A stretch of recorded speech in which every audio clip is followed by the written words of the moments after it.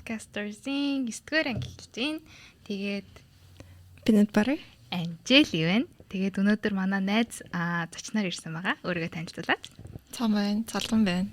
За нөгөө юугаа YouTube channel-аа промот хий. За би нөгөө YouTube channel таахгүй гэдэг. Миний YouTube channel-ийн нэр Цалган Not Salmon. Тэгээд дагаарай.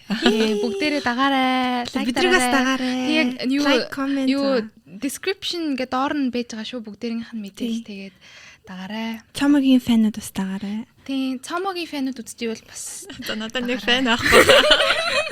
Яс дөнгөж эхэлж байгаа шүү дээ. Окей, цамагийн найзууд фэнүүд фэн бейс. бид хоёр сонирхолтой юм ярьдаг байгаа шүү. За.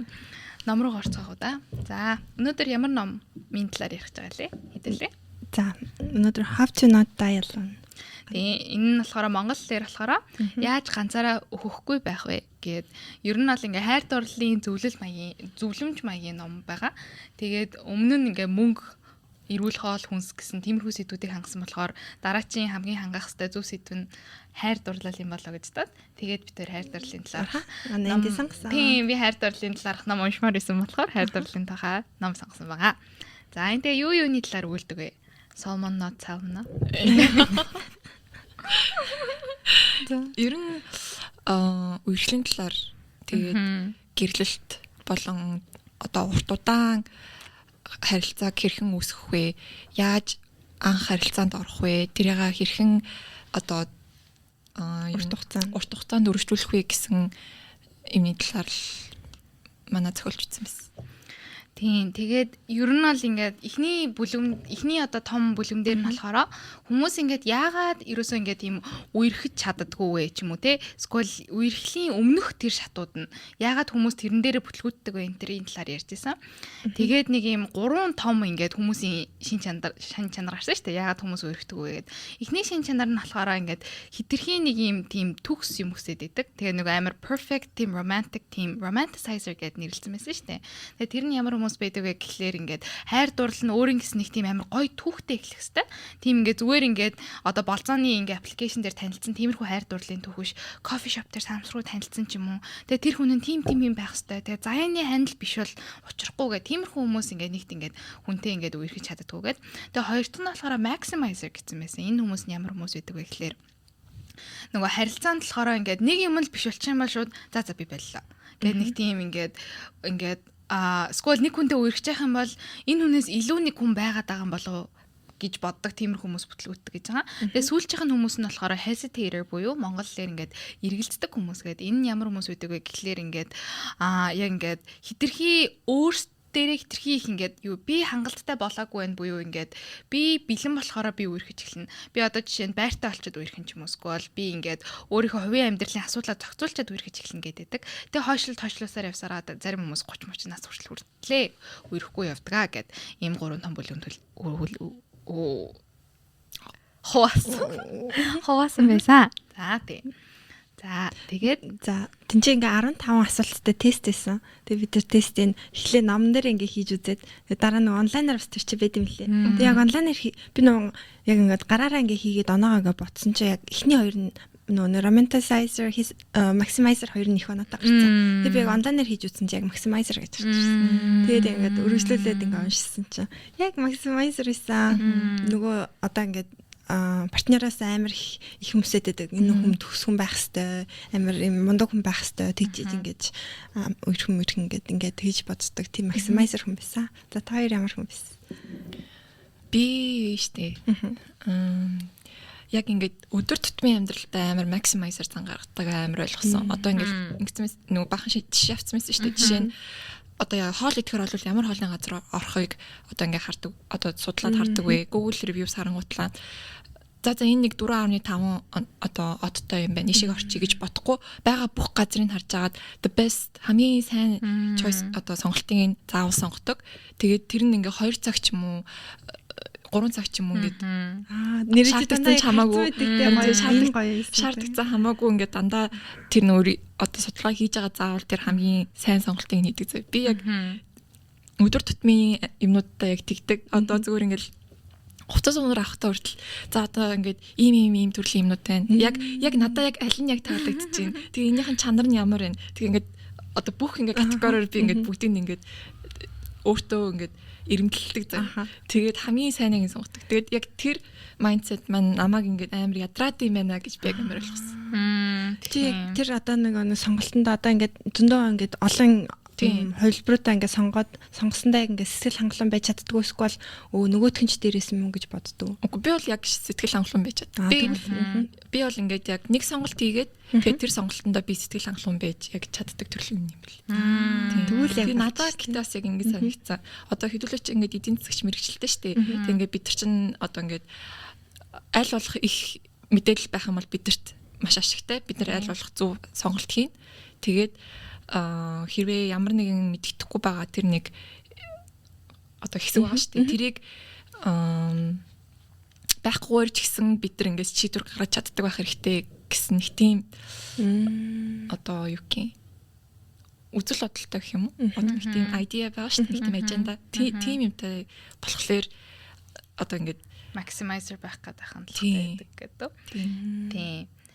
Ер нь бол би бас өдөр тутмын амьдрал дээр ер нь жоохон maximizer хүн. Гэхдээ ингээд яг үерхлийн тал дээр болохоор би тэр hesitator буюу нөгөө эргэлздэг төрлийн хүн юм шиг үлээ.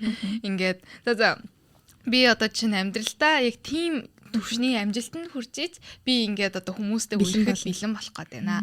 Одоо ингээд би хүмүүстэй ингээд үерхэд цагаа өнгөрүүлэх юм бол би одоо тийм юм хийж болохоор байхад би хүнтэй үерхэд цагаа өрмөрөх байна гэсэн тэр сэтгэлээсээ жоохон салах хэрэгтэй юм санагдсан. Яагаад гэвэл ингээд хийхгүй л бол ингээд мэдхгүй тэгээд ингээд яваад ах юм бол яг нөгөө нэг хийх тусам улам тэрэндээ сайжрна.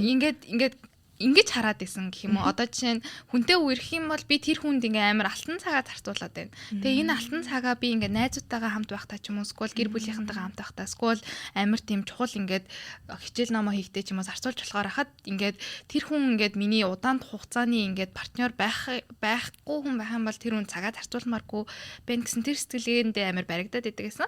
Гэхдээ яг ингээд энийг ингээ уншаад харсан чинь үгүй мэнаа ингээд хүнтэй үерхэд болцоод байхаар чинь өөрийнхөө талаараас амар олон юм олж нэдэг. Тэгээд нэг юм за би ийм юм дуртай байна, дургуун байна гэдгээ ингээд болцож үерхэж үзэхгүй л бол тэрийг мэдэхгүй. Тэгээд дотроо төсөөлтөө ингээд би ийм дуртай ингэдэг тэгдэг гэж бодоод байдаг гэд. Тийм болохоор ер нь бол би ингээд за болцоонд явна гэж бол ерөн шийдсэн байгаа. Энэ ном ингэж гоё нөлөөсөн баяртай. Нөгөө чи нөгөө төгсгөн хүлээгээд скуулыг ингээд гинт ингээд учруулыг хүлээгээд ер нь бол тийм тэнгүүтээ нөгөө манай хоёрын энэ maximizer гэсэн юм дээр болохоор манай ном тийм нэг санал шийдвэр гаргасан байсан шүү дээ. Нөгөө нарийн бичгийн нөгөө асуудал гэдэг нөгөө 37 зөндөө бодож үзье. Хэд хоног л та бодлоо. Тийм сонирн байсан. 37 гэдэг. Тэгээ энэний санаа нь юу байсан бэ гэхлээр ингээд зүгээр санаа авч яхад одоо 18-аас 40 насны хүн хооронд ингээ хүн амар итгэвтэйгээр үерхдэг гэд. Тэгээд одоо тэгэхээр ингээд нөгөө тооцоолоход яг нэг юм 37 дахь хувь хүртлээр үерхснийхаа дараачийн хамгийн шилдэг сонголттойгоо шууд ингээд суух хэрэгтэй гэсэн нэг тиймэрхүү санаа байсан. Яагаад гэвэл ингээд эцсийн мөч хүртэл төгсөөнөө хайгаад яваад хахад бол ингээд хүн хизээч ингээд хангалттай хүрдгүү. Тэгээд тэр 37% буюу ингээд бүх хүмүүсийнхаа тэр хугацаанд хүрэх үедээ үерхсэн ч юм уу болцсон хамаг хүмүүсээ ингээд дүгнж хагаад энэ хүн бол миний ингээд бенчмарк буюу миний ингээд улаан шугам юм байна. Энэ хүнээс доошоо би хүнтэй үерхгүй. Гэтэ энэ хүнээс дээшээ гарсан анхны хүнтэй би бол ингээд суунаа ч юм уу удаан хугацааны харилцаа хайна гэсэн тэр тим санаа төвшүүлсэн байсан тийм. За тэгээд тэрний талаар юу гэж бодсон бэ? Би бодож үзсэн. За одоо ингээд 25-аас өмнө 25-аас өмнө хүнтэй сууна боддог байсан гэд 25. Тэгээд 25-ийнхаа нөгөө 37% нь болсон. Нэг тэрэн дээрээ нөгөө нэг юу насаа нэмээд өрхөж эхэлсэн насаа нэмээд тэгсэн чинь яг 22.5 гэж байна. Өнгөрсөн юм шүү нэ. Үгүй 22.5 харин тийм болцсон байсан. Гэтэ юу аха одоо ингээд хідүүлэнд нь бол 40 хүртэл ол үерхэн гэж боддгоо штэ. Бид нар нэг 30 за өсрөл нэг 35 хүртэл ч юм уу. Тэрийг бодож байгаа. Тэгээ би зүгээр яг тэр зүгээр нөгөө нэг тэр хүний бодсон байгаагаар нь дүгнээд тэгээ 26 хүртэл би ингээд олон хүмүүстэйгээ үерхэд танилцаж үзэнгүүтлээ 26-аас одоо 26 хүрдэг жилдээ ч юм уу те 26 бенчмарка тогтоогоод тэгээ шууд хүнтэй суух хэрэгтэй байна гэж тэгсэн чинь би одоо 23-тай тэгсэн чинь надад 3 жил үлдсэн. Яа тийм. Date smooch. Тийм зүгээр дээ болно. Тэгээд ер нь сонирхолтой санагдав. Чиний хэднээс Мэдгүй би бас цаамаа шиг лахны 35 маа хүртлээл яг яах бах. Тийм тэгэхээр хайна гэж юу? Нөгөө бенчмарк олно гэж юу?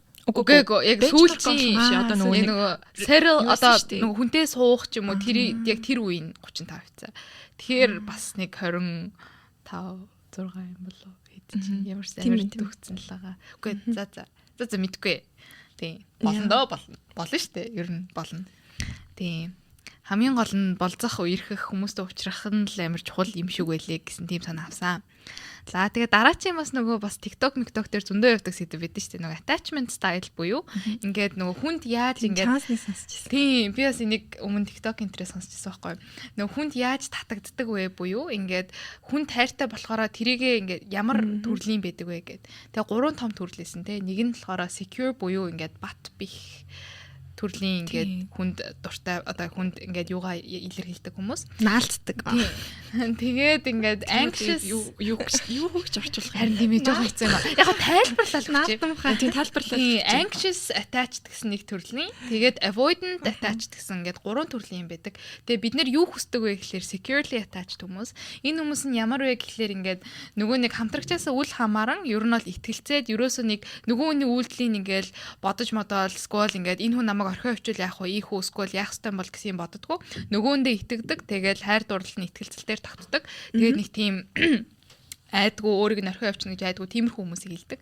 Тэгээд anxious attached буюу тэр нь болохоор ямар хүмүүсийг хэлдэг вэ гэхлээр амар тийм одоо нөгөө ээжийн жишээс шүү дээ. Ээж нь өрөөнөөс гараа авчингууд нөгөө жоохон хүүхэд гараа авчлаа гэнгүүт нь ингээд 50 байхгүй ингээд яна ингээд сандраад ингээд юу хийх учраа олохгүй ингээд байж чаддаг гэдэг. Тийм хүүхдүүдийг одоо тийм anxious attached гэдэг. Тэгээд тэр хүүхдүүд нь гол нь буцаж ээж нь ороод ирсэн ч гэсэн уйлаад дахин ингээд гондоод байдаг. Тийм. За тэгээ хүүхдээр ярихад болохоор нөгөө securely attached нь болохоор ээж нь явсныхан дараа уйлна. Гэхдээ орж ирэнгүүт уйлахаа байлна. Тайвшраад тайвширдаг. Тэгээ avoidant attachment хүүхдүүд нь яадаг вэ гэхэлэр ээж нь явхад ямар ч тийм реакц байхгүй. Тэнгүүд нь ээж нь орж ирсэн ч гэсэн ямар ч реакц байхгүй ч гэсэн зүрхний цохилт энтрийг харж үзэхээр яг нөгөө хоёр хүүхдүүдтэйгээ ижилхэн төгссөн сандарсан байгаа ч гэсэн тэрийг ингээд ерөөсөө илэрхийлдэггүй юм гээд тэнгүүд нь ийм хүүхдүүд нь том болохоор үерхэл болцох дээрээ яг энэ зан арын шингаа гаргаа явдаг гээд тийм надад тэр нөгөө нэг avoidant attached хүүхдүүд нь одоо үерхэлд тэгж үерхэл ч юм уу эсвэл гэр бүл одоо юм дотны хүмүүс байгаа шүү дээ. Тэр хүмүүстэй нэг итгэж чаддаггүй. Тийм болохоор ихэнхдээ өөртөө найдаж байдаг гэж ер нь ойлгосон шүү дээ. Тийм. Тэгэнгүүтээ хамгийн ингээд токсик буюу хорон зүйл нь юу байдаг вэ гэхээр уг нь бол манай нийгмийн 50% нь тэр ингээд securely attached буюу тэр ингээд зүгээр хүмүүс нь гэж байгаа байхгүй юу. Тэгээд anxious нь нэг 20 жилөө тэгээд avoidant нэг 30 мөч гэж байгаа ч гэсэн тэр ингээд 50 хүмүүс нь ихтэй бие биентэйгээ уулзраад бие биентэйгээ үерхчихдэг. Тэгэнгүүт нь бидний үерхэж болох хүмүүс нь ихэнхдээ ингээд ер нь бол жоохон толгоондоо асуудалтай. Бид нар ч гэсэн ер нь улаас жоохон асуудалтай. Ер нь нэг тиймэрхүү байгаад байдаг. Тэгээд би бол жоохон avoidant нээсэн. Би бас secure. Гигэний чи ямар нэ? Би нөгөө нэг юусан anxiously attached. Яг Биси. Тэгээ би өнөөдөр тест хийсэн ч амарсан нөө fearful avoidant талцсан мөлий. Тэгээд яг хоо ингээд үерхэлтээр тайлбарлаж ярихад болохоор anxious attachment буюу гигэнэгийн өмнө байсан хүмүүс нь яадаг хүмүүс вэ гэхлээр ингээд нөгөө хүмүүсээсээ ингээд амар ингээд юу хүсэж идэг. Одоо мессеж ичлээ гэхэд ингээд яна над руу бичихгүй нэ хариулахгүй ингээд бүр 20 минут өнгөрчлөө ягаад над руу бичихгүй байна гэж тэгэл бичээл байдаг. Тэнгүүд нь avoidant нь болохоор хаягдахаас өмнө хайхыг хүсэж идэг гэх юм уу. Одоо ингээд нөгөө хүн нь өөрийн зүрх сэтгэлийн шархуулахаас нь өмнө өөрөө ингээд за энэ хүн надад ямар ч хамаагүй гэд ингээд бодчихно. Тэгэх юм бол ингээд би өвдөхгүй би шархахгүй гэж бодчихдаг. Тэнгүүд нь ингээд хамгийн тийм ингээд toxic буюу юм хорон юм юу гэдэг вэ гэхээр ингээд anxious нь avoidant-тайгаа ингээд амар соронч шиг ингээд бие биенээ татагдаад байдаг. Яагаад гэвэл ингээд бие биенийхээ нөгөө юу хүсээд идэг. Одоо жишээ нь ингээд мессеж бичээд өгөхгүй байгаа юм ин болохоор тэрэнд нь татагдал. Тэгэл би болохоор ингээд надад ингээд амар татагдаад байгаа. Тэгээ ер нь avoidant attached нь болохоор юу гэсэн мэт одоо хин нэгэн өөрт нь ингээд ойртоо тэрэнгүүд яна энэ хүн надад хитрхи ойртох гэдэг би энэ хүнээс зайгаа бэр гэж боддог. Тэнгүүд anxious attached хүн болохоор яна энэ хүн надаас холдоод ингээд бүр улам илүү ойртой наалтаад байдаг. Тийм. Тэгээд ер нь бол ингээд үрдийн нэг тийм Cycle тийм циклд орчдөг. Тэгээ secure хүмүүс нь болохоор сайхан secure хүмүүстэйгээ сайхан 50 bijдэг. Тийм. Жоо хэцүү. Тэгээд яг хүн болгон яг secure болох зам руу ер нь явах хэрэгтэй гэж байгаа. Гэхдээ тэр чинь нөгөө ярих нь илүү амар штэ хийхээс. Гэхдээ ер нь бол тэрийг ингээ мэдэх нь амар чухал. Тэр 4 жилийн турш нөгөө нэг өөрийгөө өөрчилж чаддаг. Тийм үү. Тийм. Тийм тэр их бас сонирхолтой сэдв байсан. За тэгээ дараачийн юу нь болохоор үерхэлтээр юу анхаарах ёстой вэ гэхээр юу анхаарах ёстой, юу анхаарах ёсгүй гин талаар ярьжсэн шүү дээ. Царай. Тийм. За одоо ингээд гигэний надад зөндөө хэлдгээ. Ингээ үерхэлтээр царай чухал биш ээ. Тийм ээ. Яг нөгөө царайн тасчдаг шүү Тийм. дээ. Би бүр яг Харин өөрхөн байсан амар санаа ингээ хатдаг үгээгүй амар санаа ингээ найзуудаа сонсохоор ингээ тийм бахаа гэд бодлоочлаа. Яг ингээ номноос уншихаар нэрэлээ. Одоо л ойлгож байлаа. Хөө амар mind blown болж. Амар үгүй нэрэл дасах юм байна гэж бодсоо. За ингээд хальт ингээд нөгөө нэрлээ явчих те. Юу чухал биш вэ гэж одоо манай энэ зохиолч үзсэн бэ гэхлээр юу чухал биш вэ гэхээр царай, мөнгө, тэнгууд нь ижилхэн сонирхолтой байх. Тэгээд дөрөвтг нь юу вэ? Spark байсан шүү. Тэгээ Spark тэр баг өөр тусдаа өөрийн бүлгэмтэй байсан баха. Тийм тэгээд бас нөгөө нэг хобби нийтлэн байх хэрэгтэй гэдэг энэ дөрөв нь болохоор чухал биш гэж үзсэн байгаа. Тэгээд юу чухал вэ гэж үзсэн бэ гэхлээр болохоор нөгөө тогтвортой байдал болон сайхан сэтгэл нөгөө нэг сэтгэл хөдлөлийн тогтвортой байдал болон сайхан сэтгэл тэгээ үнэнч байдал тэгээд урагшилж дээшлэх тийм хүсэлтэй тэр ингээд бодол сэтгэл тэгээд ингээд чамайг чиний хамгийн сайн талыг чинь гаргадаг тиймэрхүү хүн байх гэсэн тийм зан чанарууд болохоор амар чухал гэж үзсэн байгаа. За эднэрийн талаар та нарыг гэж үзсэн бэ? Үнэ.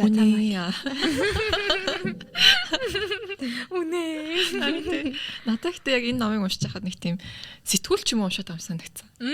Скол нэг тийм найзтайгаа ярьж байгаа ч юм уу. Уусаа яг нөө цохолч нь өөрөө одоо орчин үеийн болохоор дээрээс нь бүр олон тусаадсан тийм. Үргэлжлэлийн коуч гэдгийг одоо үргэлжлийн сэтгэл зүйч дасгалжуулагч тийм үү? Тийм үргэлжлийн дасгалжуулагч юм байсан. Тийм хүн байсан болохоор өөрөө бас ингээд зөндөө үйлчлүүлэгчтэй яг яаж ярьдаг шиг яг тэрнтэйгээ адилхан ном дээр ингээд бичсэн байсан. Тэр надад амар үйлчлүүлэгч нь яг бид нар байсан. Тийм.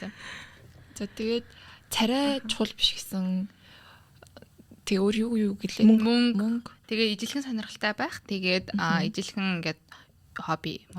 Тэгээд зан ааш нийжлэх юм байх. Энтер гэдэг бол нэг юм шиг. Ер нь одоо хоёр хүн яг адилхан байна гэж бол байхгүй шүү дээ. Ямар нэгэн өөр юмнууд заавал байна. Тэгээд нэгнийхээ өөр зүйлүүдийг хайрлаж сурах нь амар чухал хаа. Би бол тэгж боддог.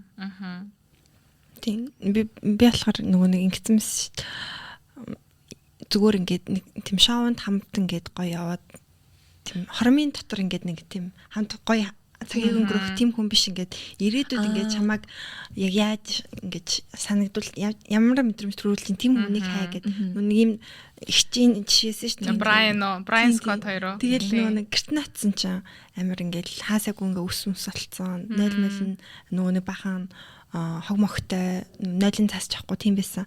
Тэгэл яг ботсон гэж байна те тэр зүгээр юм тормын төдөл залуу юм яг ингээ ирээдүйд ингээд намайг одоо жишээ нь ингээд нөгөө нэг канцертай хорт авдартай хам бол ерөөсөө ингээд намайг ингээд доктортай ингээд байлгаж чадахгүй одоо энэ хүн ирээдүйн миний ингээ хүүхдүүдийн аав болж чадахгүй юм байна гэдэг энэ болохоор ингээ пром үерхэл юм байна зөв нөө 10 жилийн төсөлтийн үед явдаг тийм гоё залуу хүнд гоё харагддаг хамт явж байхад ингээ хүмүүс чамайг ямар кул гэж боддог тийм залуу тийм дог гэж боддог тийм залуу биш харин чамайг ямар санагдуулж ийн чамайг ингээд нэг чиний ямар ингээд талыг гаргаж ирж тийм залуу хэрэгтэй тийм болохоор тийм учраас яг нөгөө царай чухал биш хэдий ингээд царайлаг байсан чиний хажууд ингээд чамайг ингээд амар тийм хүндлэхгүй эсвэл ингээд чиний ярьсан болгоныг ингээд өө чи одоо тийм биш дээ дэр гэж эсвэл тэр чи бэрээс ойлгохгүй ингээд энэ чамайг дэмжиж мэмжихгүй ч юм тийм байвал бас царай бол тиймэрээс чухал биш харин мөнгөн дээр нөгөө нэг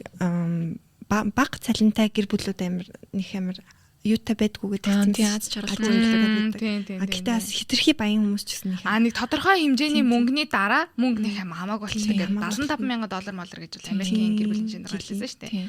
Тийм болохоор яг мөнгө нэг хамаагүй тэгээд хамаатай ч гэсэн бүр амар шийдвэрлэх зүйл биш. Тийм. Тэгээд нөгөө нэг хальт тэр их чинь жишээ санаанд орчлоо нөгөө Brian Scott гэдэг анх их ч бас өөрөө бас тийм шалиг залуучуудад дуртай байсан юм билэ.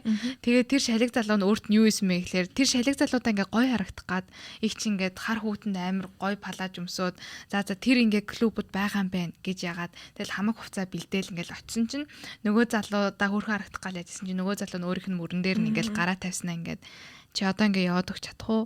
Би энд найзуудтайгаа ингээ тогтуудтай баймаар байна гэж хэлээ. Тэгэл их чуйсаад дараад тэрийг сонсчихвол ёо за ингээм бол би бүр ихтэй хүмүүст үрд итгэлээ алднаа л гэж бодсон. Тэгээд ямар ч байсан тийм ингээд бусад хүмүүст яаж хандж гин, чамд яаж хандж гин, чамаг яаж мэдрүүлж гин гэдэг зүйлэн дээрээ анхаарад явах нь илүү чухал. Яг үл чи удаан хугацааны ингээд хүн хайж байгаа болохоос тийм гэгэнийг хэлснээр те нэг удаагийн шоуны хүн хайхгүй байгаа шүү гэдэг ер нь бол санах хэрэгтэй хаа. Тэгээд тийм царайны сайхнаар цайсвэлгүй байгаад байгаа. Би бас тэрийг ер нь бол саяхан ойрын нэг хэдэн сар л ойлгож байгаа. Царай нэг амар чухал биш юм байна гэж ер нь бол өндөр чинь чухал. Надаас өндөр байвал ер нь бол зүгээр. Гэтэ би 163. Надаас өндөр байх бол нэг хэцүү гэж бол би бодохгүй байна. Тэгээд нэг сүүлчийн нэг юм хэлчихэ. Нөгөө нэг Монголд ядж хахад нөгөө нэг амар сонио ингээд царайлаг залуучууд байгаа штэ. Тэнгүүд нь тэднэр нь яг ингээд өөртөө хитрхи итгэлтэй заяа. Тэгээд тэр нь ингээд өөрсдийнх нь царай нь гоё болохоор ингээд за би ингээд хөөхөн харагдж байгаа юм чинь би өөр юу ч хийх шаардлагагүй гэсний тиймэрхүү сэтгэлтэй байгаад байт юм санагдаад байдаг байхгүй юу. Ингээд за би гоё юм чинь ингээд энэ охин одоо баг бусдыг хийх хэрэгтэй. Ингээд би хажууд нь ингээд байгаа нь энэ охинд өөрөө баг гоё зүйл би энэ охинтой цагаан өнгөрөөж байгаа нь өөрөө гоё зүйл гэж боддог болохоор нөгөө айстан бүр онцгүй байх гэдэг хандлагууд жоохон байдаг юм шиг санагдсан. Ялангуяа тийм сошиал мошил дээр од залуучууд бол жоохон тийм гэж бол би жоохон бодсон. Гэтэ үгүй ч магадгүй л те. Сошиал дээр од залуу үзчихвэл тийм гамтаа байна. Бас нөгөө царайлаг залуучууд юунд муугаа мэддэггүй гэсэн чинь нөгөө хүмүүс царинаас нь бол нөгөө муу юм хэлдэггүй гэдэг. Тэр бас үнэн хаа. Тийм нөгөө амар сагсуу максуу байдэн штэ. Тэр үрийн тэгээд хүмүүс хэлэхгүй штэ нөгөө нэг царайлаг болохоор. Сайн нэг нохоо бөксөөс үзэрлээ. Тэр сонсогдох шиг боллоо. За тэгээд цомогийн нөгөө ярьсан юу руу орё? Юу? Нөгөө нэг spark буюу те тэр хэр чухал вэ? За ингээд spark гэдэг чинь монголоор юу гэх оч. Одоо ингээд хаяа ингээд хүмүүс ингээд харилцаагаа ихэнхдээ ингэдэж штэ. Анхны болзон дээр очиод би ямар ч оч мэдэрсэнгүй. Тэгэхээр энэ хүн миний заяаны ханд биш юм байна. За энэний талаар юу гэж бодож байгаа вэ? Би бол яг нөгөө манай зохиолчтой бол санал нийлж байна. Одоо ганц удаа уулзаад шууд одоо энэ хүнтэй насан туршдаа би байж чадах хүн үгүй гэдгийг мэдэж чадахгүй шүү дээ. Тэгээд тэр шийдвэрлэх зүйлээ очоор одоо ингээд тодорхойлох юм бол амар буруу юм шиг санагдаж байгаа байхгүй. Одоо ингээд бас хэлсэн шүү дээ. Нөгөө нэг bad boys одоо ингээд шалэг залуучууд ингээд эхний уулзалтан дээрээ чамаа ингээд амар special онцгой юм шиг санагдуулахыг аюу санагдуулж чаддаг. Тэнгүүд яг урт хугацаанд тэд нар яг тийм сайн амьдралын хамтрагч бол биш байгаа байхгүй. Тэнгүүд сайн залуучууд одоо нөгөө нэг сайхан сэтгэлтэй тэгээд сэтгэл санааны өвч гэсэн доктортой хүмүүс болохоор анхны уулзалтан дээрээ чамд шууд тийм оч үсгүй одоо та хоёрын хооронд оч үсгүй ч гэсэн урт хугацаанд маш сайн хамтрагч чаддаг. Тийм. Тэгээ би бас нэг хальт нэг юм сонсч байсан байхгүй юу. Ингээд гидсэн доторх ирүүхээ чухал гэдэг нь шүү дээ. Гэхдээ харин ч ингээд гидсэн доторх ирүүхээ чинь чамд ингээд анхаарууллын тэмдэг ингээд өгч байгаа гэснийг тиймэрхүү харчихсан байхгүй юу. Ингээд чиний бие чинь ингээд чамайг хамгаалах гад тэгээ тэр ирүүхийг чинь гаргаад байгаа. Энийг чи хүлээж авч чадахгүй ингээд.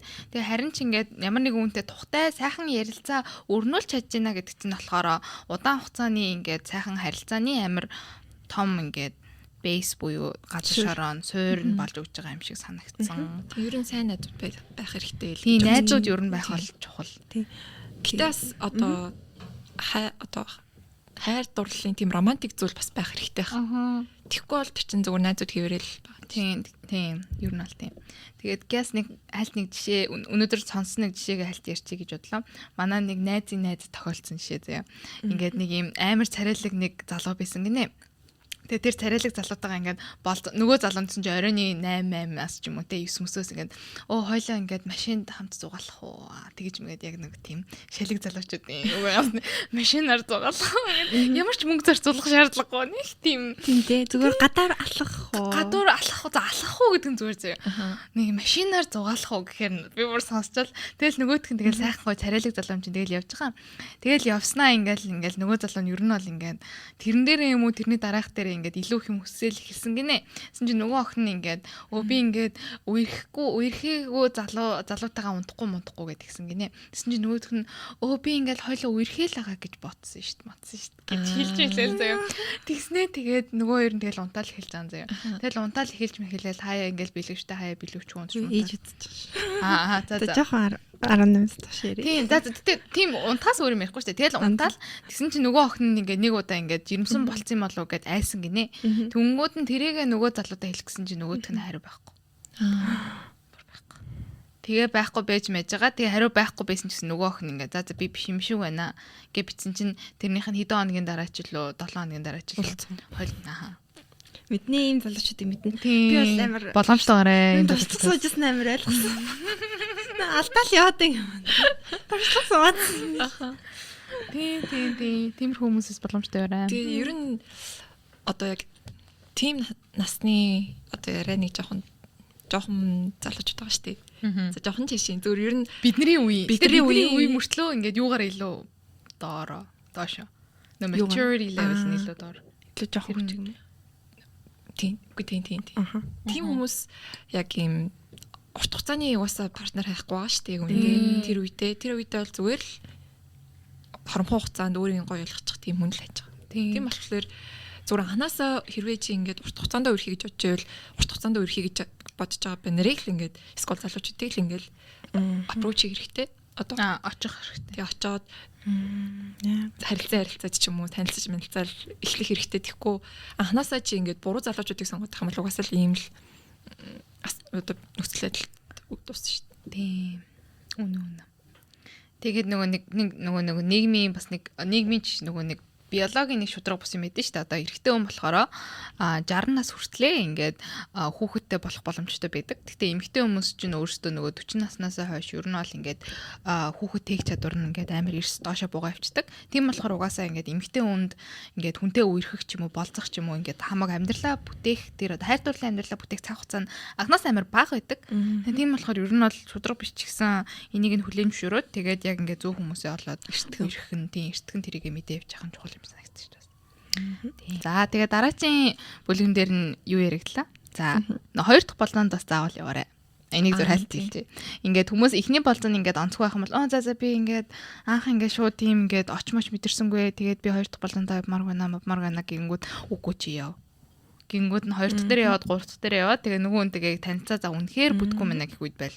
Тэгвэл угаасаа анх ганцхан удаа хүнтэй уулзаад хүн угаасаа нөгөө олон юм шалтгаална. Тийм олон юм орж байгаа. Тэгээд нөгөө бас нөгөө өглөөний болзоонд битгий яв гэсэн юм шүү дээ. Тэр их бүр айгүй амартай 8-аас хуралдайснаа 7-оос кофе шопд манай ажлын газрын доотлын кофе шопд хүрээд иргээд. Тэгсэн 30-20 минут ярьснаа тэгээ за баа. Юу ч өндөхгүй боллоо. Тэгсэн бараг нөгөө нэг угаасаа тэгээ өглөө хүн уулзгаар чинь хүн чинь ингээд дөнгөж сэрчээд ингээд тийм бэлэн биш энержетик ерөөсөө биш байгаа шүү дээ. Энерго гоё юм ярих гэсэн тэгээ амар жоохон ятартай болохоор угаасаа тэр болцол угаасаа явахгүй харин тэгээд яг нөгөө нэг юу шиг ажлын ярилцлага шиг харин тийм.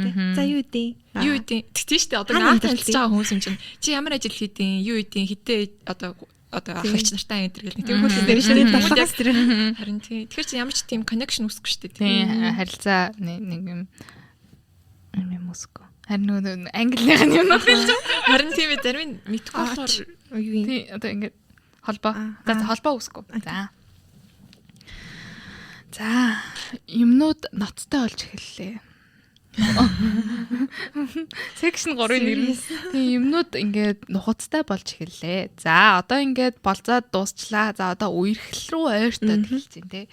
За тэгээд юу болох вэ одоо нэг юм хүмүүс хоёр төрлийн байдаг гэдэг жааш тэ нөгөө hitching ditching гэдэг. Нэг нь нөгөө андаг нөгөөх нь болохоор ингээд энэ хүн улаан туг байна, энэ хүн дэмий байна гисэн ингээд за би энэ хүнд амар их цаг хугацаа зарцуулчлаа, амар их энерги зарцуулчлаа. Тэгэхээр би энэ харилцаанаас гарахгүй гэдэг нэг ийм хоёр төрлийн хүмүүс байдаг гинэ. Та нар өөртөө аль нь гэж бодож байна? Ditchers. Нөгөө андгноо. Андгноо. Үгүй нөгөө харилцаанд үлдээд идэг нь. Hitchers. Тэр нь хийчэр. За sorry. Үгүй шүү дээ. Hitchers ч нөгөө нэг дэчийг хаждаг. Тийм hitchers бас манай би. Тийм. За тэгээ яг үлддэг. Би ингээд хичнээн ингээд хэцүү байсан ч гэсэн би ингээд байгаад байдаг харилцаанда. Би амар anxiously attached хүн байна. За цаава. Би бас ер нь Hitcher ах уу. Би арай өөрийгөө Hitcher гэж бодож байна. Тийм. Би болохоор илүү дичэрнэ. Яг ингээд үгүй амар хэцүү. Би тэгтээ энийгээ бол болиё гэж бодож байгаа. Ингээд нэг хүн зүгээр анхны ингээд надад нөгөө ик гэсэн бас амар буруу гэж ярьсан шүү дээ. Ингээд үнэхээр үгүй нөгөө нэг үнэхээр амар тийм том юм биш байсан ч гэсэн нэг жижиг юм таалагдахгүй юм бол надад энэ жижиг юм амар тухгүй санагдуулчлаа. Би энэ үнтэй харьцаа боллоо гэдэг. Энэ нь бол амар буруу гэдэг. Шүүмжлэлтэй байх хэрэггүй, өөрөө шүүмжлүүлмэргүй л гэсэн юм. Нөгөө нэг хүнийг чи өөрийгөө яаж шүүмжлүүлмээр байна? Тэрүүгээр бити хүнийг шүүмжлэх. Тийм. Тэгээд ер нь бол энэ дээр амар ажиллая гэж бодсон. Ингээд хүмүүс боломж өгөхөөсөн өмнө зүгээр шууд ингээ анаа яваад байдаг маань ингээд ирээдүйд үргэлжлэгээр байх юм бол би зүгээр бахан муурнуудтай ихж болохыг өөрийгөө муурнуудтай ихж болохын тулд тийм бахан нохоноо цоглуулсан имээ болохыг ойлгосон. Тэгээд ер нь бол тийм байгаа. Тэгээд та ер нь юу хаа одоо ингээд жижиг юм дээр ер нь бол чи ик аваад тэгээд тэр хүнийг ингээд дахиж тэр хүнтэй дахиж уулзахгүй гэж бодож байгаа шүү дээ. Гэтэ яг үүндээ одоо та хоёрын үнцэн нийлэхгүй байвал та хоёр ингээ уулзгаа болох хэрэгтэй байхгүй тийм. Одоо юу гэдэг чинь те чи болохоор хүүхдгүй амьдрий гэж боддог гэсэн чинь нөгөө эрэгтэй хүн чинь болохоор хүүхдтэй болъё амар олон хүүхдтэй болох хүсдэг. Та хоёрын ингээ ерөөсөө санал үзэл бодол чинь зөрчилдөд байгаа шүү дээ. Тийм үед бол та хоёр ингээ ярилцж агаад тэг үнэхээр таарахгүй байвал үнэхээр хин нэг нь бууж өгөхийг хүсэхгүй байвал үнцэнэ одоо ингээ маш чухал гэж бодож байвал тэг тэгээд одоо иймэрхүү ингээ цомогийн хэлсэн иймэрхүү том юмнуудыг болохоор нуухгүй эртхэн ярилцах амар зүгээд. Тэгвэл тэрийг ярилцахгүй үнэхээр яг төв үнцэн нь өөр хүмүүс байгаа мэж тэрийг ингээ нуугаад яваад тах юм бол нөгөөнийхөө цагийг игнээс амар үрсэн хэрэг болдог юм аа.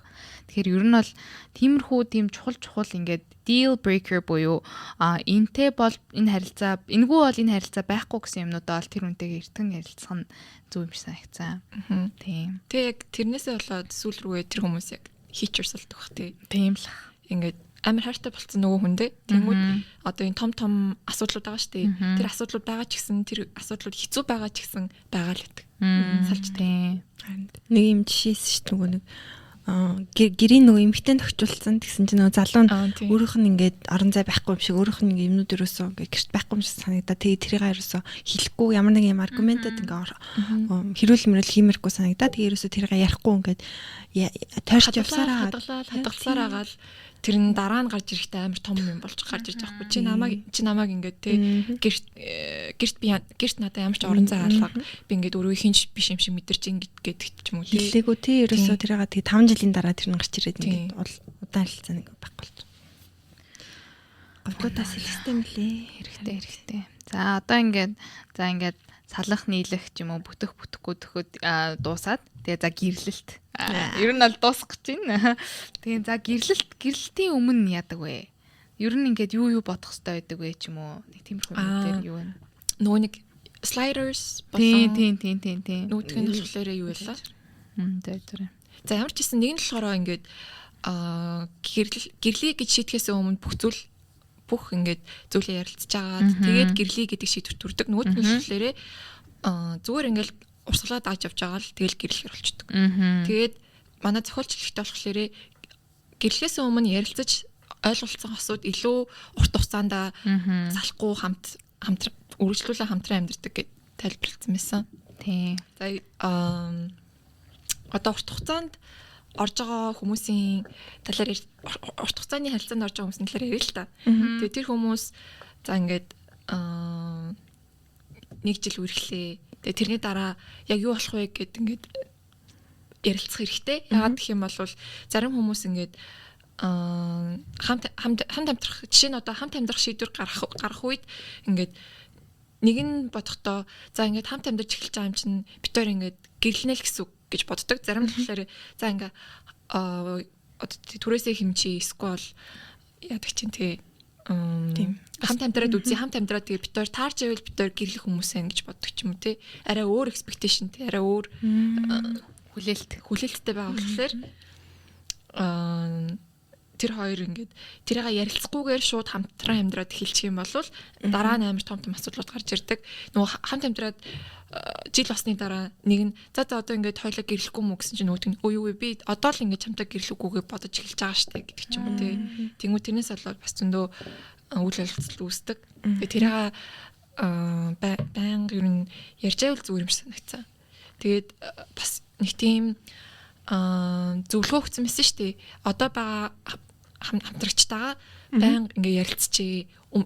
Одоо өнгөрсөн одоо бол ирээдүйн талаар байнга ярьчээ. Өнгөрсөнд одоо ингээд чи багада ямар хүн байсан бэ? Багада сандаг байсан зүйлүүд юу вэ? Чи ингээд багийнхаа төсөөллөөр бодох юм бол чи гэр бүл ямар ах хэвээр гэж боддгоо өдр гэж юм те. Тэмхүү зүйлсээ ярилцаад одоо байгаа үедээ болохоор за одоо яг амьдралд хоёлаа хаана вэ? Тэгээ ингээд чи харилцаагаа дахиад өөр төвшөнд хүрэхийг хүсэж гин үү эсвэл хүсэхгүй байна уу гэдгээ ярилцах хэрэгтэй. Тэгээд чиний одоо ингээд хамгийн их санаа зовж байгаа зүйл чи юу вэ? Ажилчин байна уу эсвэл энэ хоёулынх нь харилцаа байна уу эсвэл гэр бүл байна уу? Аав ээж чинь байна уу гэдэг ч юм уу те. Тиймэрхүү зүйлээ ярилцах хэрэгтэй. Тэгээ хамгийн сүлд нь болохоор ирээдүйн талаар чи ирээдүйд ер нь ингээд хоёулаа хамт байх юм болвол хүүхдүүдээ яаж өсгөе гэж бодож байна. Тэгээ гэр орны ажлыг чи ингээд яаж хувааж авъя гэж бодож байна гэдэг тиймэрхүү зүйлсүүдээ ер нь байнга ярилцчих байхгүй бол дараа нь яг гэрэлсний дараа ярилцгаар юу яадаг зөрчил үсээд тэгээ хэрэлдээд амар олон юм маргаан болоо тэгээд хамгийн сүлтэн салаад дуустдаг байхгүй. Тий. Үнэн. Тэгэхээр ер нь бол ингээ харилцааны хамгийн чухал зүйл бол ингээд ер нь ярилцах. Тэгээд бие биентэйг нөгөө нэг ижилхэн хуудсан дээр очих гэдэг дээ штэ. Тэр нь хамгийн чухал гэж энэ зохиолч маань бас ном нэрээ дурцаа. Ярилцахаас айжвал дараа нь нөө салж явахтаа л ярилцах болно та. Үнэн. Яг би ч мэдгүй ч гэсэн үнэн. Харин зарим нэг хосууд амир энийг ярилцахаас амир айгаад. Тэгээд уусаа ярилцвал салчих юм уу лөө. Гэлгүй ч юм билүү гэж та. Юу гэж боддог бах те. Одоо мөнгө зөнг ярих нь бас те хайш ингэж бодох те. Одоо ингээд харилцаа чинь зөвхөн хайрлах хэрэгтэй шүү дээ. Миний эмэг. Эмэг лефт ч юм. Аавал авчихгүй зүрээ. Юурчлаа. Нөгөө харилцаа чухал. Тийм харилцаа чинь хайр чухал мөнгө чи юусоо хамаагүй штэ гэж бодож байл яг үгүүлээд байгаа хөө тий. Тэгээс тэр үнцэн аа штэ. Одоо би хүүхдээ ингээд юу гэх чи шүтлэгтэй болгож өсгөмөр ингээд нүгэ би зүгээр хүүхдээ ингээд зүгээр л өсгөмөр гэдэг.